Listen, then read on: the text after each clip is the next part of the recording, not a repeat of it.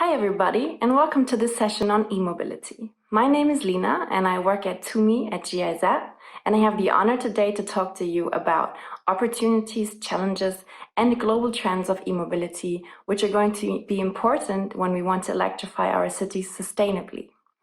Throughout this presentation, I want you to keep one particular question in mind. Why do we need an energy transition and a mobility transformation for our transport systems? Hopefully, once we reach the end, you'll have a better understanding of why those two are closely connected. The first reason is that currently we have unsustainable transport dynamics. If you look at the transport sector, 28% of global carbon emissions, that's almost a third, is due to the mobility that we use every day around the world. And 61% of global oil demand is also stemming just from the transport sector. So you can see these numbers are already really high, but under the BAU scenario, emissions from the transport sector are actually expected to double by 2050. And today, already more than 10 billion trips a day are made in our cities. The two most important trends in the transport sector, why it's still so unsustainable, are one, the growth in motorization, which we see all around the world, and which is projected to rise until 2050 even further. And the second trend is the rise in greenhouse gas emissions that we see. You can see on this slide that over the last 10 years, transport emissions in this sector have not fallen. On the contrary, almost in every region, they are actually still on the rise. And this is where e-mobility comes in, because as you know, e-mobility can play a huge part in the decarbonization of the sector. But it's not only about decarbonization. E-mobility actually offers quite a range of other benefits as well. So if you look at the noises we're seeing in cities, e-mobility can have a huge impact on reducing noise pollution in our everyday life. It also helps, of course, to reduce air pollution, which is also a more local effect, but nonetheless important.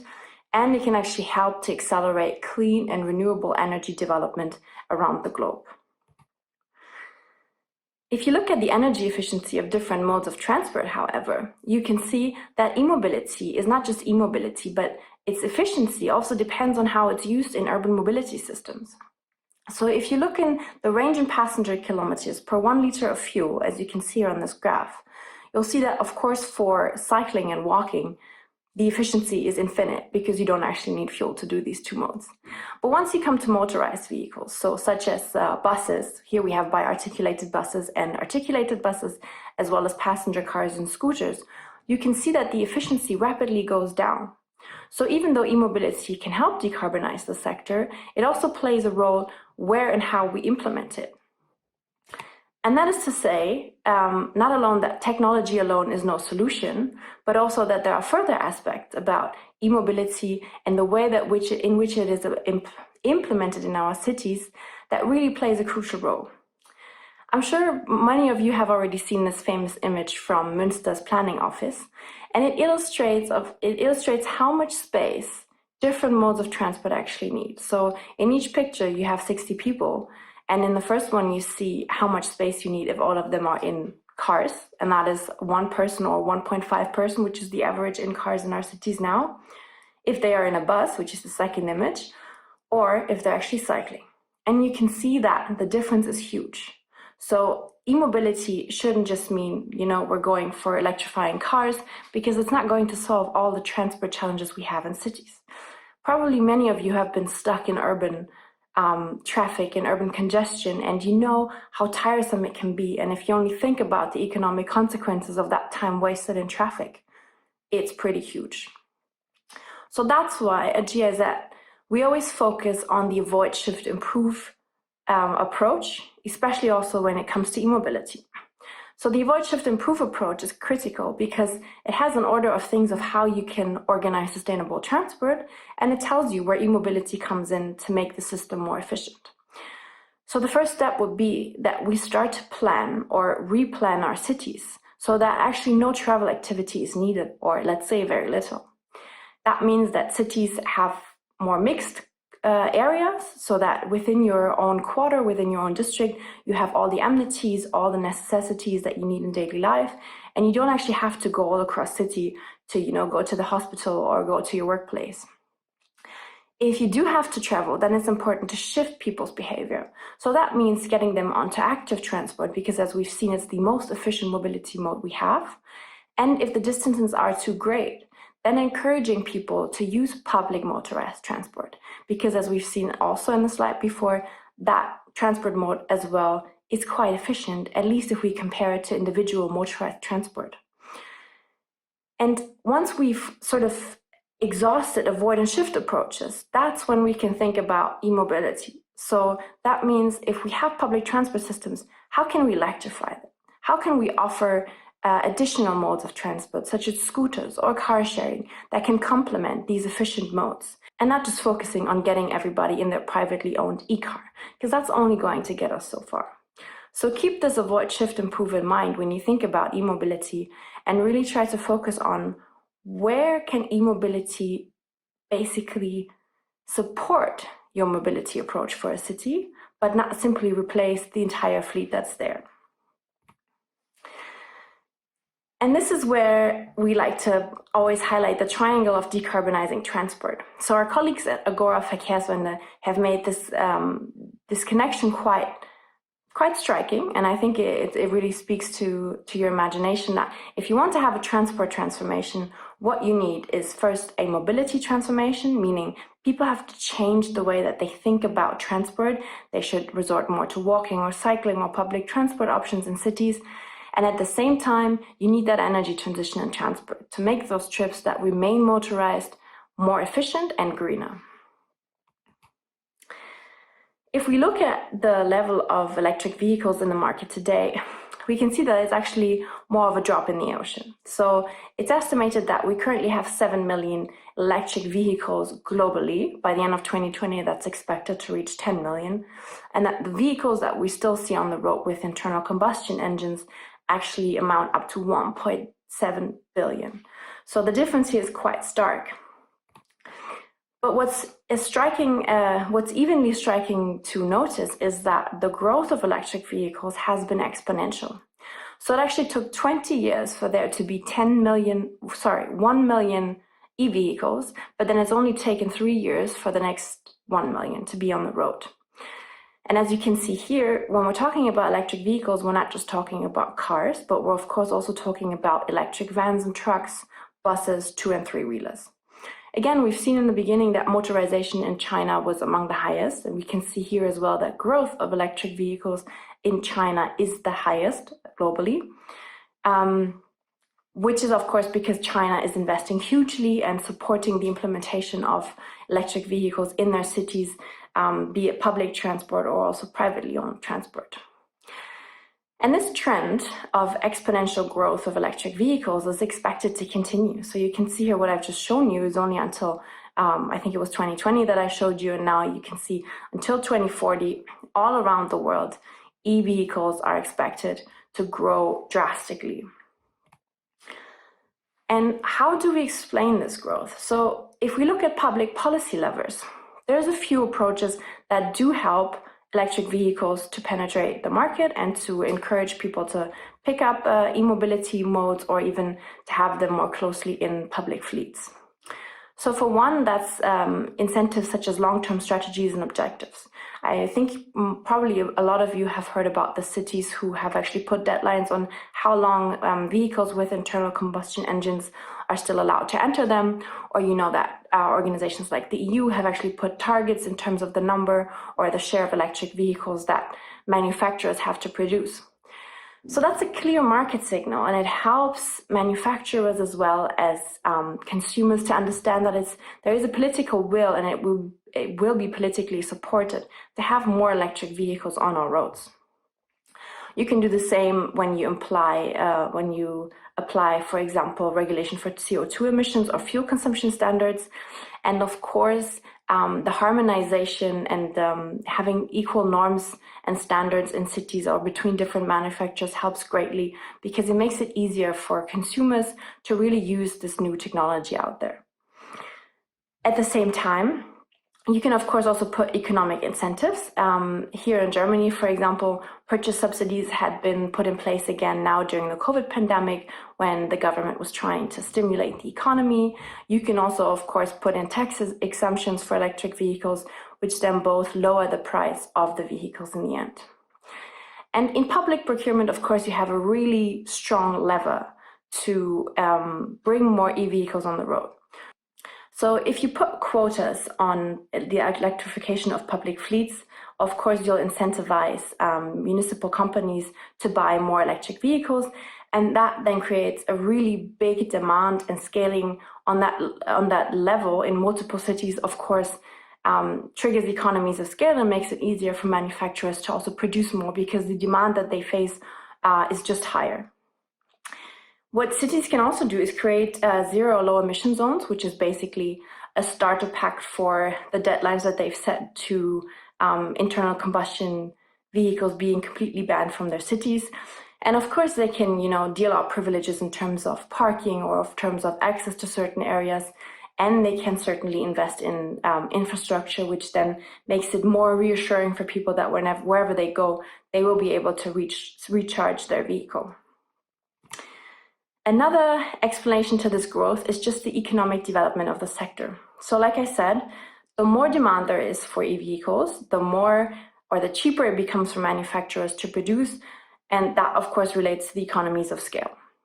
At the same time, what we're also seeing is that prices for batteries are really declining by a lot. This is due to less and less of raw materials being used in new battery technologies. So technological improvement and innovation are really key for those prices to lower. And with e-mobility, there also come new business and operating models. So, someone needs to operate charging infrastructure. That is a business case. Car sharing is a business case, and deliveries. So there's also a huge economic potential that can be triggered by e-mobility, and which, of course, also then leads and supports its growth. So if we look at the next slide, you, of course, also see that we have a lot of challenges when it comes to e-mobility. One of them is that we're still facing the issue of sustainability of raw materials. So we know that these raw materials come from countries and sometimes from working conditions that we still have to work on and support these countries to improve them so that actually e-mobility remains a fair and socially equitable technology for everybody. We also know that we're still lacking behind when it comes to renewable energy supply. And of course, charging infrastructure in a lot of places is not where we want it to be. So that also inhibits, how far we get and how quickly we have the rollout of e-mobility in our cities. Altogether, there's also a lack of knowledge. So around all these 4 points that you see here on this slide, we need to work on the fact that cities and governments have access to the knowledge on how to best roll out e-mobility. That involves choosing the right technology for them, finding financing concepts, coming up with the right route planning for their cities to employ buses. So there's a lot of work that, especially here at GIZ, we focus on when we work with our partner cities to really close that gap. And one big point, which I haven't mentioned yet, is of course the upfront costs of e-vehicles, which is still quite high. So we know that when you buy an electric vehicle, it tends to be more expensive right now than its internal combustion engine brother, so to speak. But we also know that the operating costs for e-vehicles actually over a certain period of time is lower. And as you can see on this slide here, it really depends on the different application and weight classes that you have for e-vehicles for when that break-even point comes that the total cost of ownership is actually lower than for internal combustion vehicles. But what you can see in a little circle as well is that point, no matter the region, but for urban haul, it's expected to come for city buses, it's expected to be there around 2025. So that's not too far in the future. So this next slide, I just want to take a little look at, with you on where we currently stand, because of course 2020 was a very different year in all respects, but if you might not think it, but COVID-19 actually did have quite an effect on e-mobility as well. As you can see here, sales have pretty much dropped from what they were expected to be in 2020. But this, of course, is due to the overall insecurity and uncertainty, and of course for people not investing hugely in private vehicles right now in times of such a global pandemic. But we've also seen pretty positive effects from this pandemic. We've seen, for example, what our cities would look like in terms of air quality if there are no more cars on the road. If people are not going to work daily, we've seen that air quality has improved massively, and that in some cities, even some of the natural phenomena around the city have become visible again, which hasn't been the case in many years. And we've also seen that people have actually resorted to using more active mobility in cities. So cycling has really seen a surge in every city around the world, some cities even implementing pop-up infrastructure, which they're now looking to implement in the long run.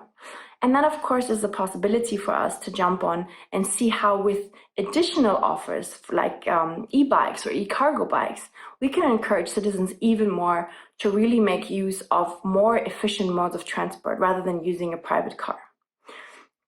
And of course, what we've also seen is that even though COVID has really shaken every city, every society, I think, around the world, it's also given another course to the discourse of climate change, because climate change really is a much bigger problem, so to speak, because it fundamentally really affects our basic source of living.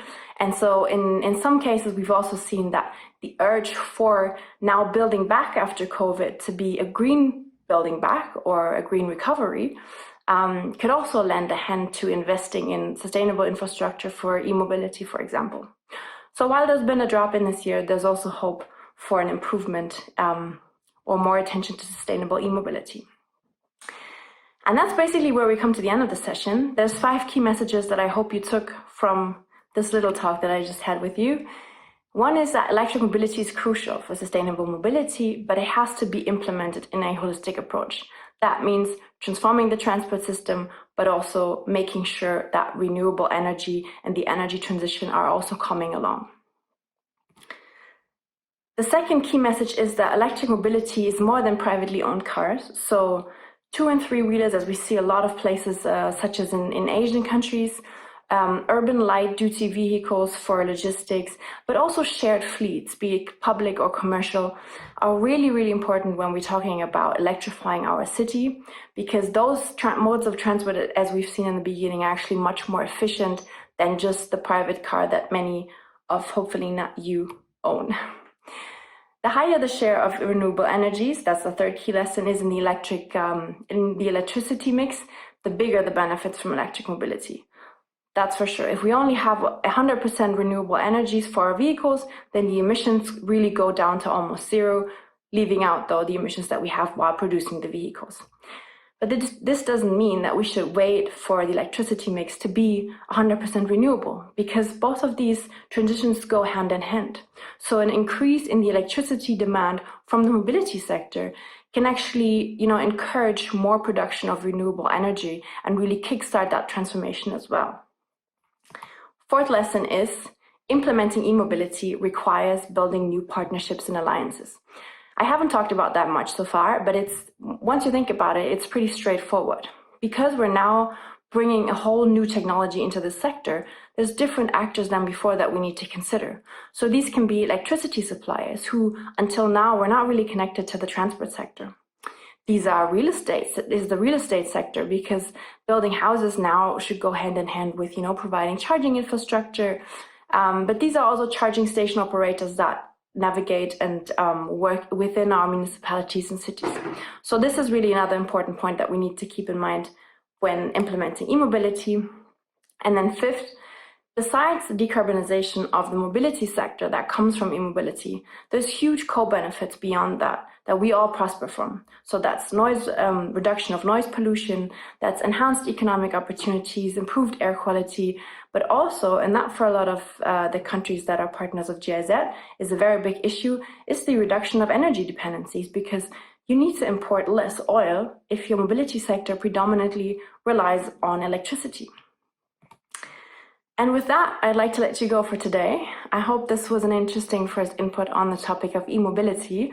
If you're further interested in this topic, at GIZ, one of the initiatives that we implement is TUMI. It's an initiative by 11 international organizations who are leading in sustainable urban mobility. And our sister initiative, TUMIVolt, focuses exclusively on e-mobility and supporting cities in the rollout of sustainable e-mobility solutions. So we're happy to hear from you any ideas and approaches that you're looking to implement and help you with any guidance that we might have at hand. So thank you for listening in, and I hope you enjoy your course.